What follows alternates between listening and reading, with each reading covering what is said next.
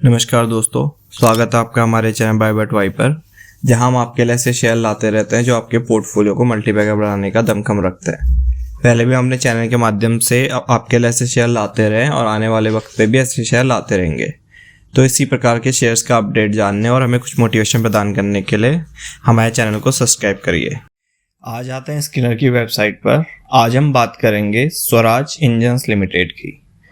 तो company establish हुई थी 1989 में, जो कि डीजल इंजन के मैन्युफैक्चर करती है और स्पेशली जो रहते हैं वो ट्रैक्टर के इंजन्स रहते हैं, जो कि 22 हॉर्स पावर से लेके 65 हॉर्स पावर तक के इंजन्स आते हैं। और उसके अलावा कुछ हाईटेक जो इंजन कंपोनेंट्स रहते हैं वो भी ये कंपनी बनाती है। अभी कंपनी के रेवेन्यू मिक्स की बात करें तो कंपनी का जो इंजन सेगमेंट है उससे 97% का बिजनेस आता है और केवल 3% का बिजनेस ही जो स्पेयर्स पार्ट होते हैं, जो इंजन स्पेयर्स पार्ट होते हैं, उससे आता है। सेल्स वॉल्यूम की बात करी जाए तो कंपनी ने जो 2024 में सेल्स करी थी वो थी 1,38,761 यूनिट सेल्स किए थे, और जो कि 2022 में केवल 1,16,000 यूनिट्स के अराउंड थे। कंपनी के पास मैन्युफैक्चरिंग प्लांट की बात करें तो SAS नगर रोपड़ पंजाब में इसका एक मैन्युफैक्चरिंग प्लांट है जो कि हाईटेक इंजन कंपोनेंट बनाता है स्वराज मजदा व्हीकल्स के लिए।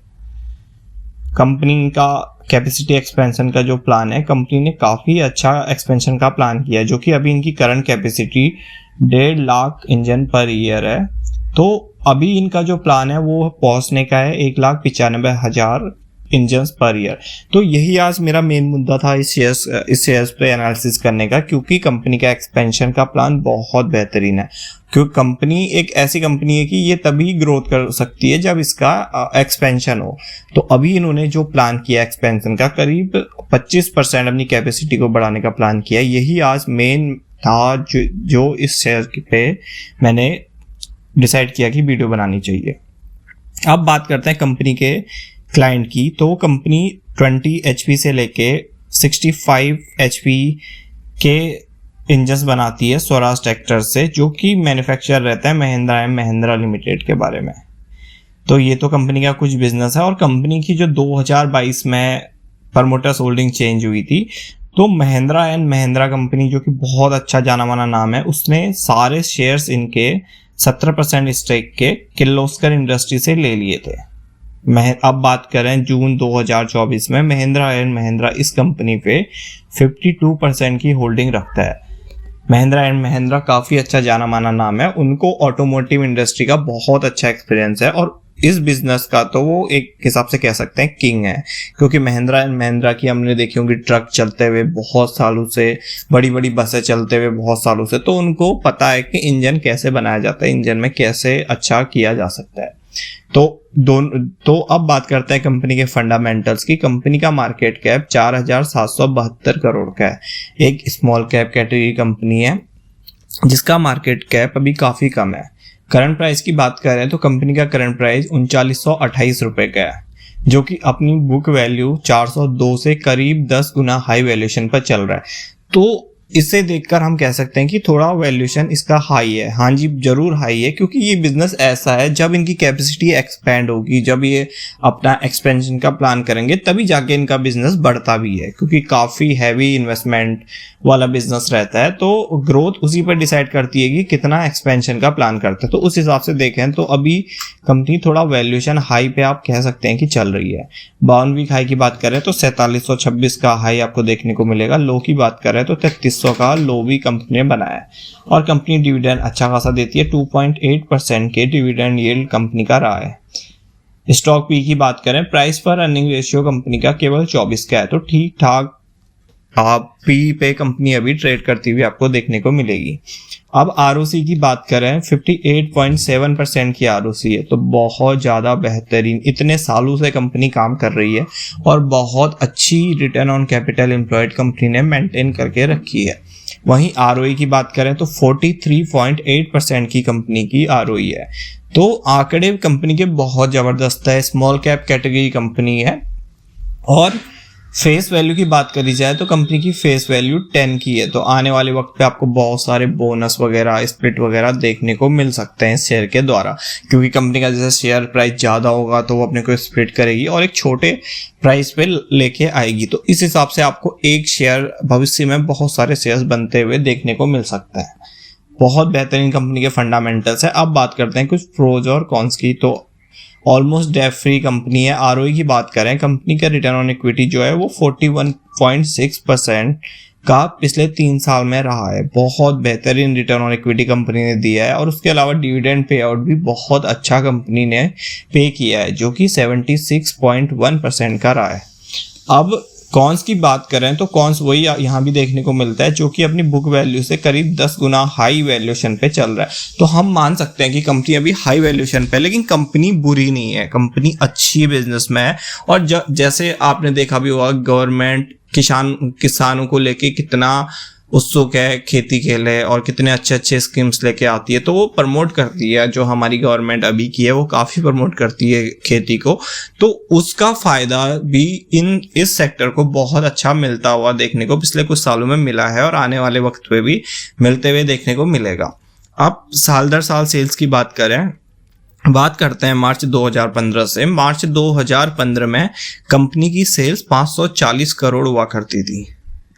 फिर यहाँ से इसे 1000 का आंकड़ा पहुंचने में, करीब दुगना होने में 2015 से 2022 तक का वक्त लगा, मतलब करीब 7 साल का वक्त लगा। तो 7 साल में कंपनी की सेल्स दुगनी हुई थी।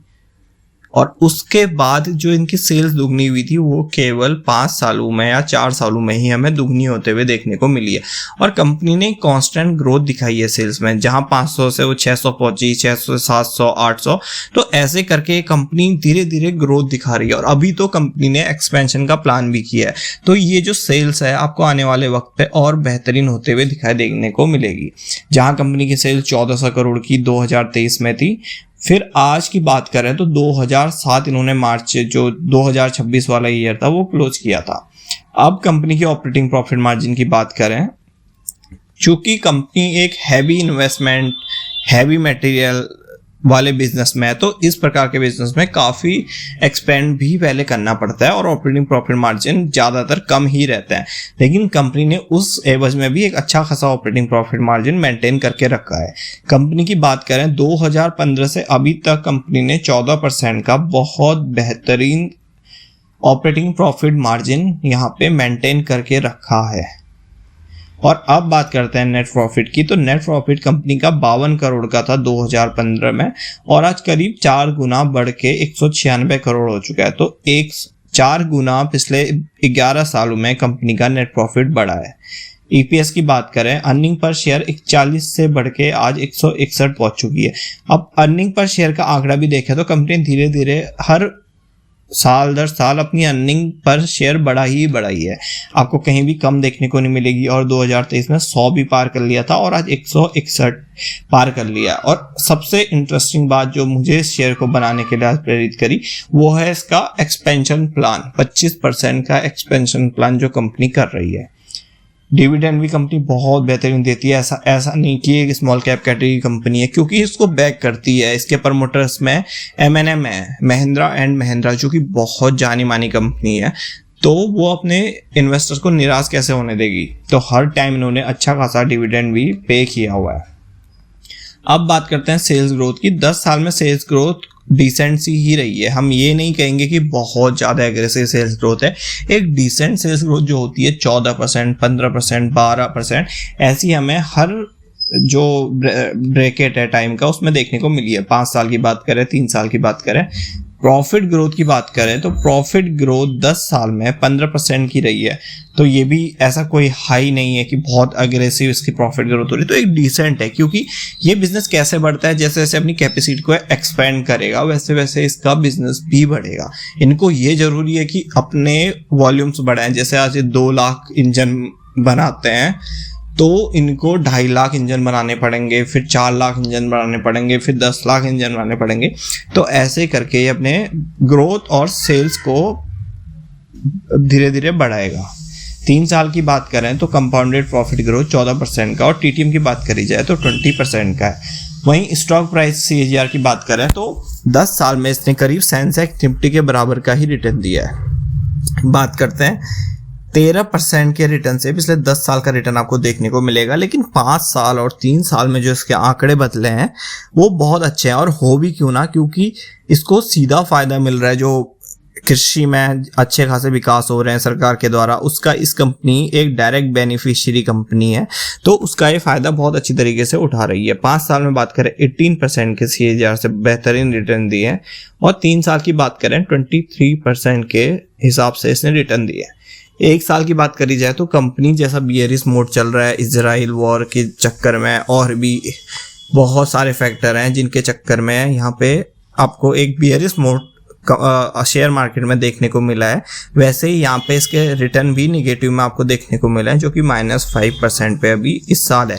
तो कंपनी के शेयर ने अच्छा खासा कंसोलिडेट करा है, तो अभी एक अच्छा इन्वेस्टमेंट का यहाँ पे वक्त मिलता है, बहुत अच्छा टाइम हमें देखने को मिल सकता है। क्यों? क्योंकि वो शेयर पकड़ने में फ़ायदा नहीं होता जो शेयर बहुत भाग रहे हैं, वो शेयर पकड़ने में सही टाइम पे फ़ायदा होता है जब शेयर एक कंसोलिडेट जोन में हो, उस पर वॉल्यूम्स आ रहे हो, और अब जाके वो एक अच्छी वैल्यूएशन पे आपको देखने को मिले। तो ऐसे ही शेयर आपको ढूंढने होता है, और ऐसे शेयर में धीरे धीरे इन्वेस्ट करना होता है। मैं ये नहीं कहूँगा कि इसमें SIP मोड करें, मैं ये कहूँगा कि इसमें अपनी कैपेसिटी के हिसाब से एक अच्छा इन्वेस्टमेंट अमाउंट डाल दें और उसे लंबे टर्म के लिए छोड़ दें। ये कंपनी आने वाले वक्त पे आपको बहुत ज़्यादा रिटर्न बनाते हुए दिखाई दे सकती है, क्योंकि कंपनी अच्छी बैक्ड है, M&M ने बैक किया है, और अच्छे बिजनेस में है, और अपना बहुत सालों से है। ऐसा भी नहीं कि कंपनी का कोई नया बिजनेस है, सालों से बिजनेस है। रिटर्न ऑन इक्विटी की बात करें तो 10 साल में 37% की रिटर्न ऑन इक्विटी, 5 साल में 41% की, 3 साल में 42% की, और 4 साल में 44% की। तो रिटर्न ऑन इक्विटी कंपनी की काफ़ी अच्छी रही है। बोरोइंग कंपनी पे कुछ भी नहीं है।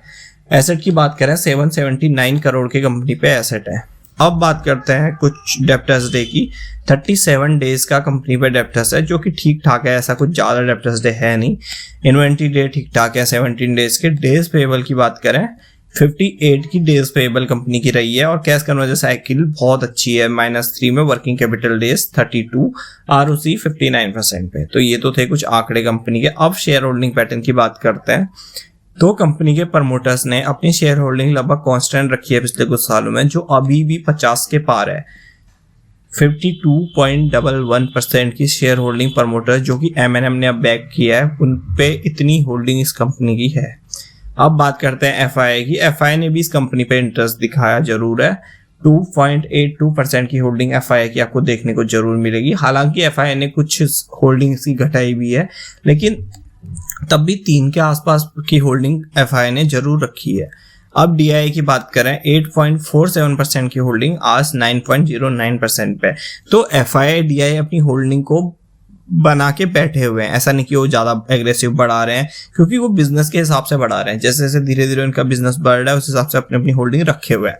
और पब्लिक पे बात करें तो पब्लिक पे 35.97% की होल्डिंग है। तो अच्छा शेयर है, आपको जरूरी शेयर में रिसर्च करनी चाहिए, और जरूर किसी से अपने जो फाइनेंशियल एडवाइजर है उनसे पूछ के आप इसमें प्लान कर सकते हैं इन्वेस्ट करने का।